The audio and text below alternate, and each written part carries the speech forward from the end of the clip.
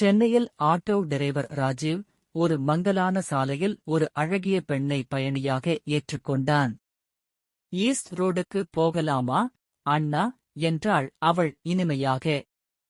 ஆனால் ஓட்டத் தொடர்ந்தபோது அவள் பிரதிபலிப்பு தன் பின்புற கண்ணாடியில் மாறியது. கண்கள் சிவந்துவிட்டன, புன்னகை விரிந்து கூர்மையான பற்கள் வெளிப்பட்டன. ராஜீவின் இதயம் வேகமாக துடித்தது. நீங்க இங்குதான் வசிக்கிறீங்களா என்று பயத்தில் கேட்டான்.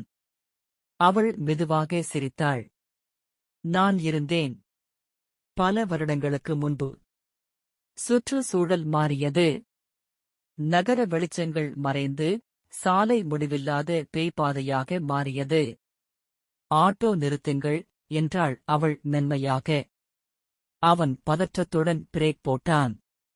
அவள் அவனின் முகத்துக்கு அருகில் வந்தாள்.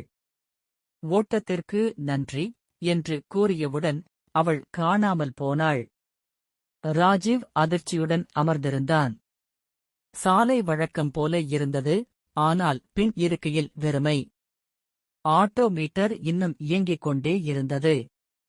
காற்றில் மெல்லிய மல்லிகை வாசனையுடன் ஒரு குரல், திரும்ப சந்திக்கலாம் ஆட்டோ மரிதாக.